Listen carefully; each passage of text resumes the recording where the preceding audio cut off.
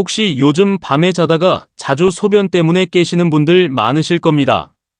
한두 번 정도야 그러려니 할 수 있지만 매일같이 반복되고 그 때문에 깊은 잠을 못 자고 결국 낮에도 피곤하고 멍한 상태가 지속된다면 이건 단순히 나이 때문이 아닙니다. 특히 우리 나이대 60대, 70대가 넘어가면서 이런 증상을 그냥 노화 현상으로 치부하고 방치하는 경우가 많은데요. 그렇게 방치하다 보면 결국 건강 전체에 악영향을 줄 수밖에 없습니다. 오늘 이 영상을 끝까지 보시면 정확한 가이드라인을 제공해 드리겠습니다. 여러분의 남은 인생을 건강하게 살 수 있느냐? 이 영상 중간에 끄시면 정말 중요한 걸 놓치실 수 있습니다. 귀중한 정보가 도움이 될 것 같다면 구독과 좋아요를 눌러주세요. 구독과 좋아요는 무료이며 한 번의 클릭으로 소중한 건강 정보를 계속 받아보실 수 있습니다. 그리고 주변의 소중한 사람들에게 공유해주세요. 노년의 건강을 위해서 말이에요. 본격적으로 말씀드리면 야간뇨라는 건 말 그대로 밤에 소변을 보기 위해 잠에서 깨는 현상을 말합니다. 의학적으로는 하루 전체 소변량의 20%, 30% 이상이 밤에 나오거나 수면 중에 1회 이상 깨어서 소변을 봐야 하는 경우를 말합니다.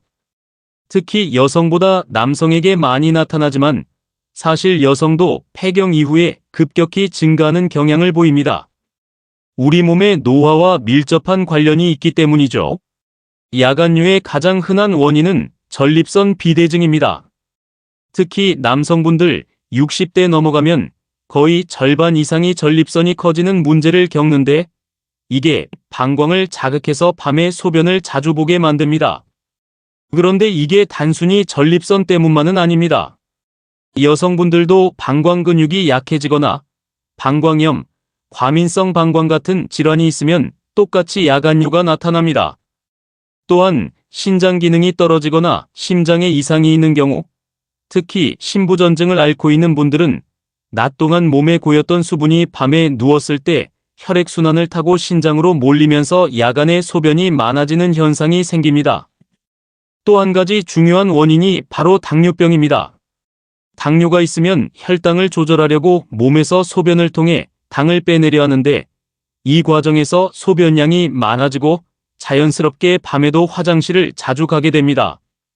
그뿐만 아니라 이뇨제 복용, 수면무호흡증, 심리적 스트레스, 우울증, 심지어는 단순한 수면의 질 저하도 야간뇨를 유발할 수 있습니다.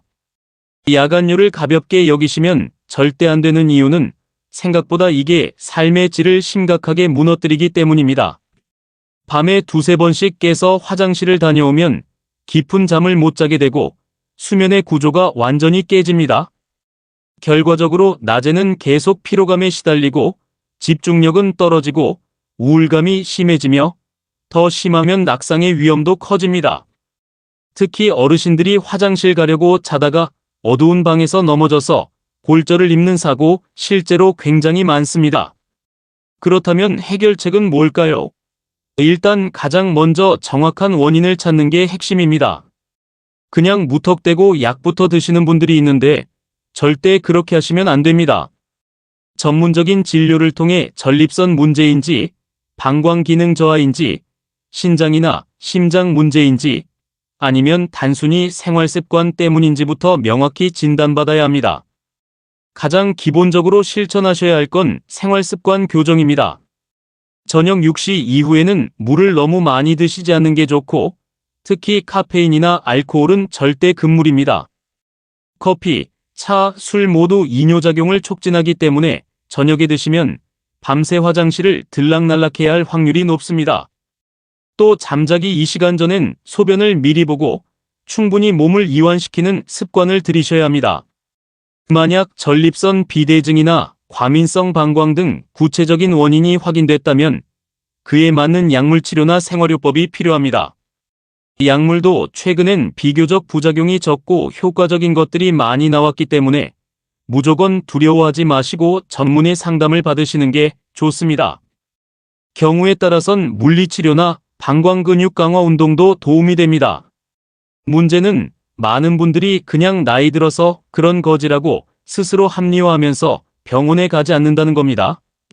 그 사이에 상태는 점점 악화되고 어느 순간 야간뇨 때문에 산 전체가 피폐해지는 상황까지 가버리는 분들이 참 많습니다.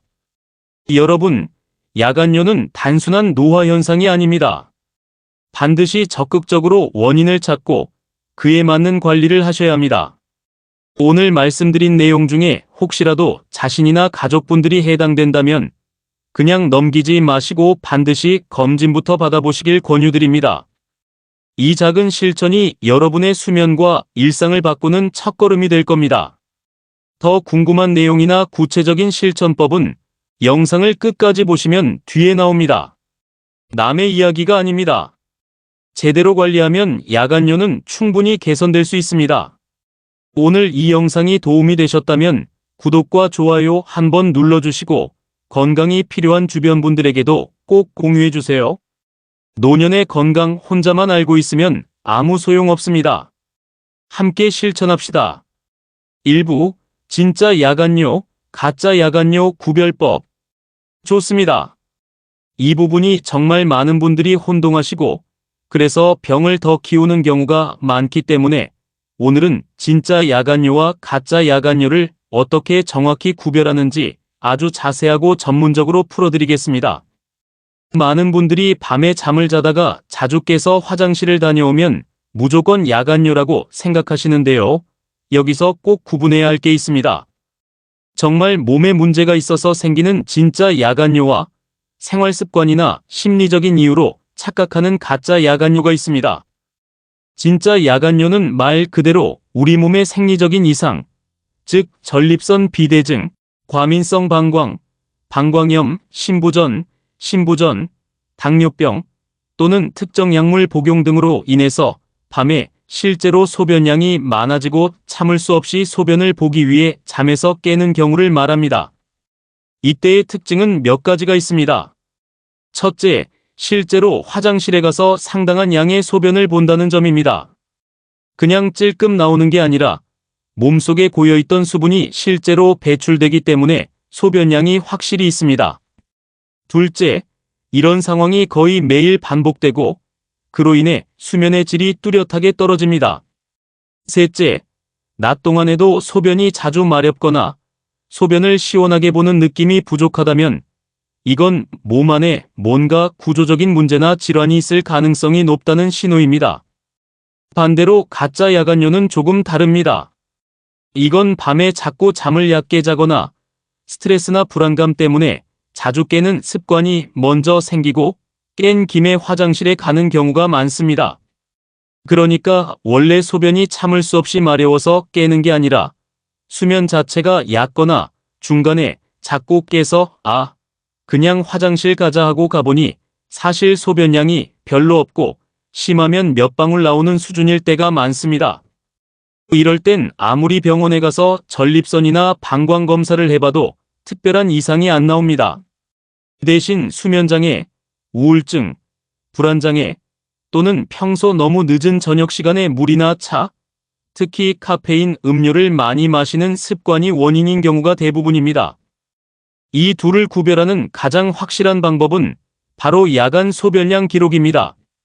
병원에서도 가장 기본적으로 권하는 방법인데요.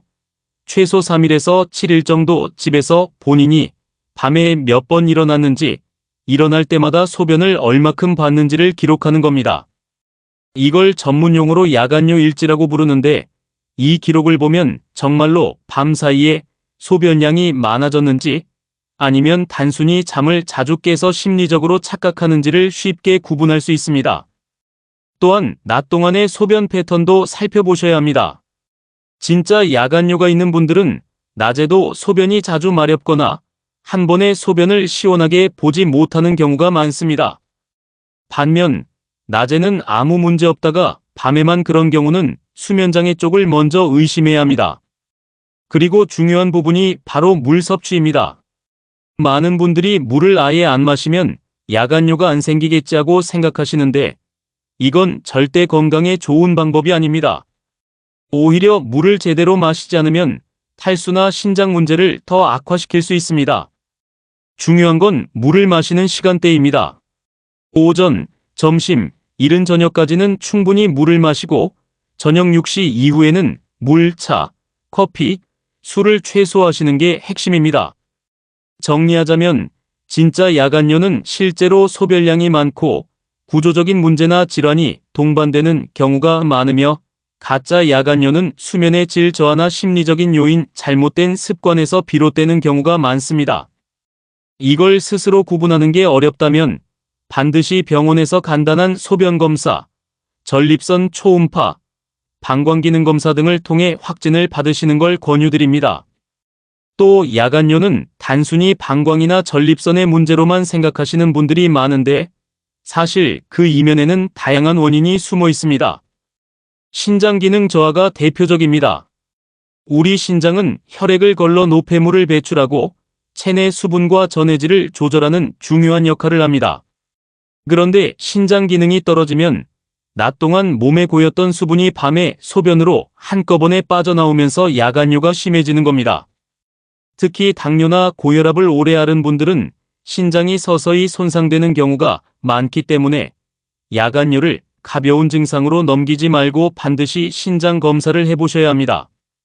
여성분들의 경우 폐경 이후 여성 호르몬 감소로 방광과 요도 점막이 약해지고 방광 저장 기능이 떨어지면서 야간뇨가 심해집니다.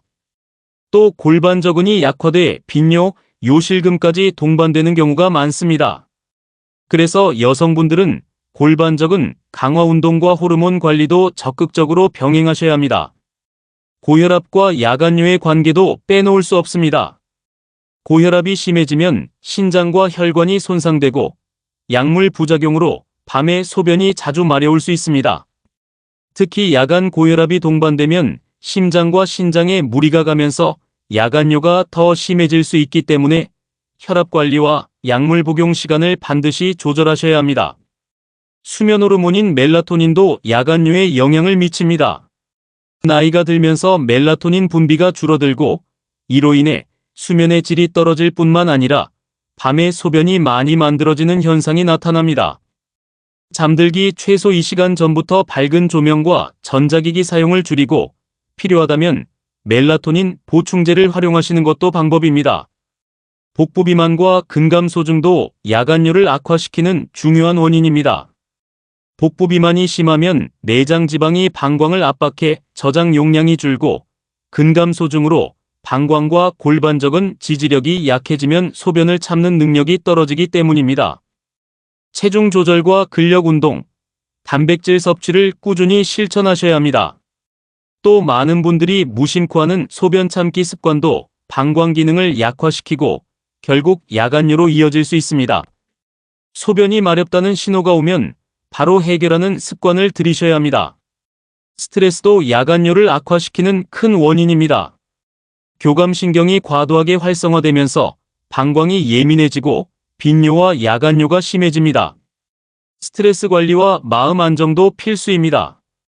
야간뇨는 본인만의 문제가 아니라 가족, 특히 부부관계에까지 영향을 줍니다. 밤에 자주 깨서 배우자의 잠을 방해하면 갈등이 생기고 가족 간 대화 부족으로 스트레스가 더 심해집니다. 야간뇨 문제를 가족과 솔직하게 공유하고 함께 원인을 찾고 수면 환경을 개선하셔야 합니다.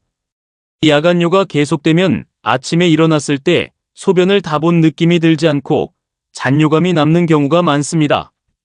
이는 방광 근육 약화나 전립선 비대증, 방광염 때문일 수 있습니다.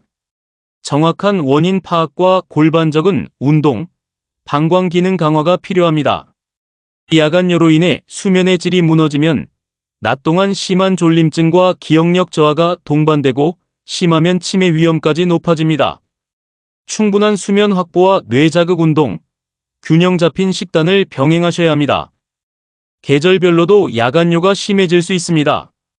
겨울철엔 체온 저하와 혈관 수축, 운동량 감소로 야간뇨가 악화됩니다.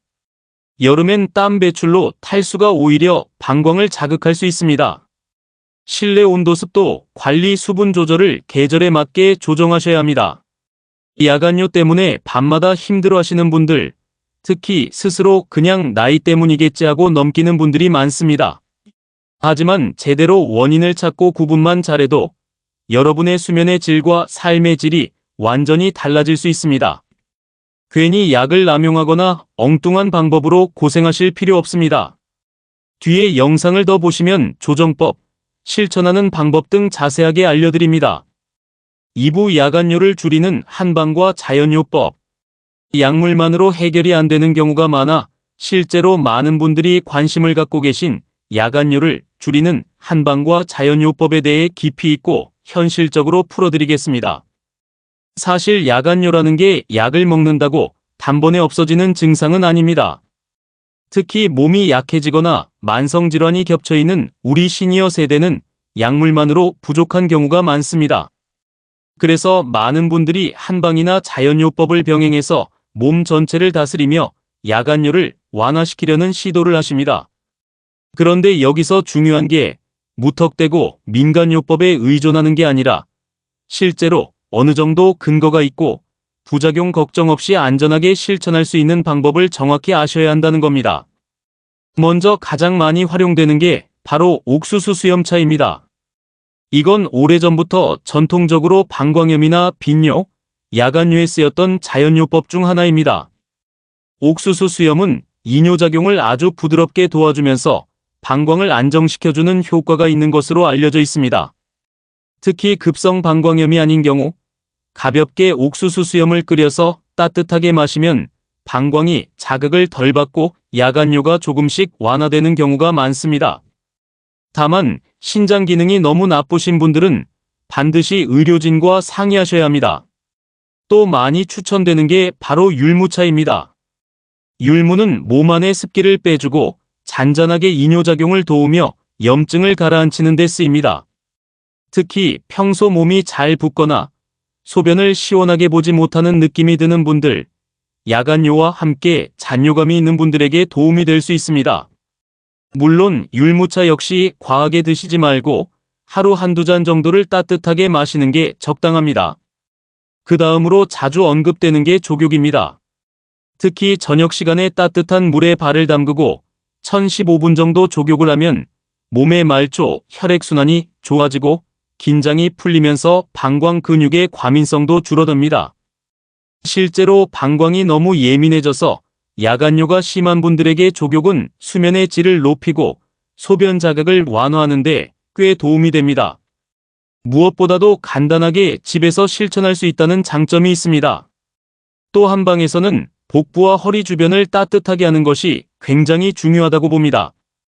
특히 겨울철이나 몸이 차가운 분들은 복부와 하체의 혈류가 떨어지고 이로 인해 방광 기능이 약해지면서 야간뇨가 심해지는 경우가 많습니다. 이럴 때 얇은 속옷 위에 따뜻한 찜질팩을 올리거나 얇은 허리 보호대를 차는 것만으로도 방광 기능이 안정되고 야간뇨가 완화될 수 있습니다. 그리고 소변을 참지 않는 생활 습관, 케겔 운동 같은 기본적인 방광 강화 습관과 함께 이런 자연요법을 병행하면 훨씬 몸에 무리가 덜 가고 장기적으로 야간뇨 개선에 도움이 됩니다. 다만 절대 잊으시면 안 되는 부분이 이런 자연요법은 어디까지나 보조적인 방법이지 근본적인 원인을 해결하는 치료법은 아니라는 겁니다. 특히 전립선 비대증, 신장질환, 방광염 같은 기저질환이 의심되는 경우에는 반드시 병원 진료를 먼저 받으셔야 합니다. 결론적으로 야간뇨로 고생하시는 분들은 무조건 약에만 의존할 게 아니라 옥수수 수염차나 율무차 같은 전통적인 자연요법을 소량씩 시도해보시고 족욕이나 복부 찜질을 생활하시면서 전체적인 몸의 순환과 방광 건강을 다스려야 합니다. 단 모든 것은 자신의 몸 상태에 맞게 의료진과 상의하면서 신중하게 실천하셔야 안전하고 효과적입니다. 3부, 오늘 밤부터 바로 실천할 수 있는 생활 습관. 여러분이 오늘 밤부터 바로 실천하실 수 있는 어렵지 않으면서도 야간뇨 개선에 실질적인 도움이 되는 생활 습관을 아주 구체적이고 현실적으로 말씀드리겠습니다. 이건 복잡한 의학 이론이 아니라 집에서 누구나 바로 따라 할 수 있는 부분이라 더 중요합니다. 가장 먼저 강조드리고 싶은 게 바로 저녁 시간대 수분 조절입니다. 우리가 흔히 물을 아예 안 마셔야 한다고 오해하는데 그건 잘못입니다.